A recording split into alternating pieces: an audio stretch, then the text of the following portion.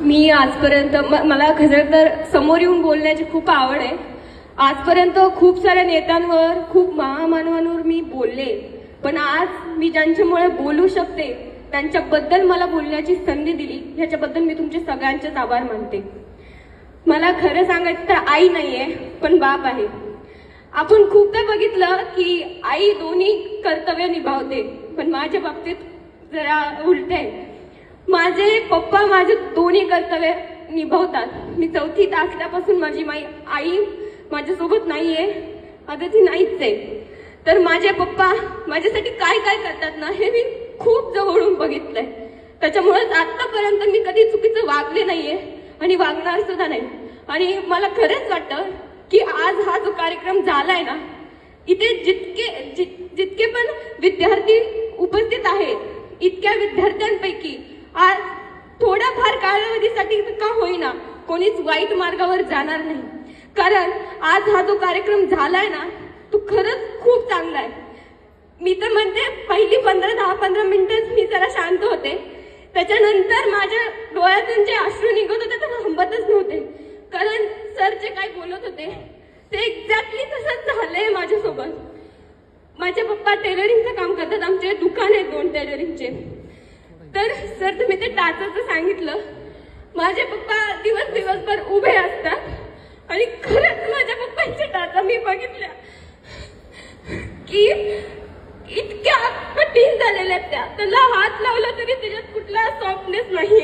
आणि माझे पाय बघते, माझ्या पायाला एक सुद्धा स्क्रॅच नाहीये. ह्याच्यावरूनच कळतं मला की माझ्या पप्पांचं माझ्यावर किती प्रेम आहे आणि ते माझ्यासाठी किती करतात. आणि आज हा कार्यक्रमामुळे खरंच मला त्याची ओळख झाली. आईची तर म्हणजे किंमत आहे मला, पण काय करू, आईचं प्रेम कधी मिळालंच नाही मला. पण ना, मला त्याचं दुःख नाहीये, कारण माझ्या पप्पांनी मला कधीच माझ्या आईची आठवण नाही येऊ दिली. आणि ह्याच्यासाठी मी त्यांचे आयुष्यभर ऋणी राहील. आणि ह्याच कारणामुळे मी कधी सुद्धा त्यांना मान खाली घालून घ्यायची वेळ नाही होऊ देणार. भले मी शिकेल नाही शिकेल, आय डोंट नो की फ्युचरमध्ये माझं काय होणार आहे.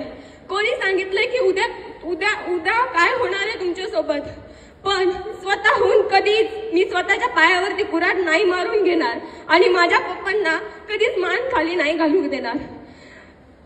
माझी आज ओळख सचिन बोराडे यांची मुलगी म्हणून आमच्या गावात आहे, बोराड्याची मुलगी म्हणून.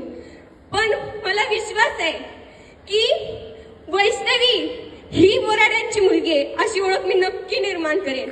आणि मला शिक्षणाची आवड आहे, मला बोलण्याची आवड आहे आणि याचाच माझ्या पप्पांना खूप अभिमान आहे.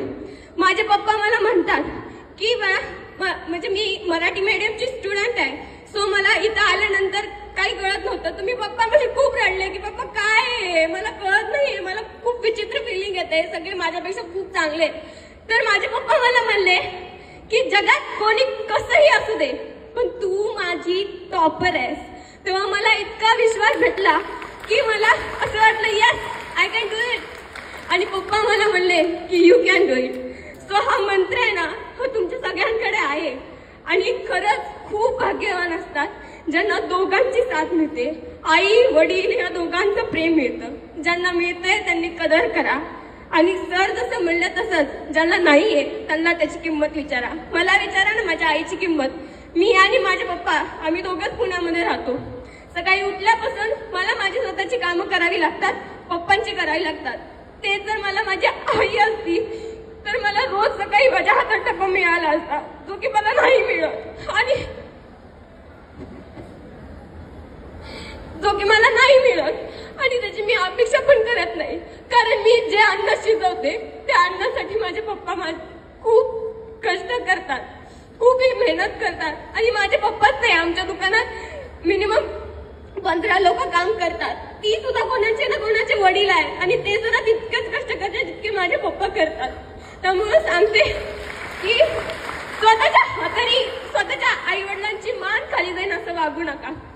मोह प्रेम हे माया हे सगळं खूप थोड्या दिवसांसाठी असतं, खरंच खूप थोड्या दिवसांसाठी असतं. आणि मला असं वाटतं ना की प्रत्येकाला असा एक अनुभव यावा ज्या अनुभव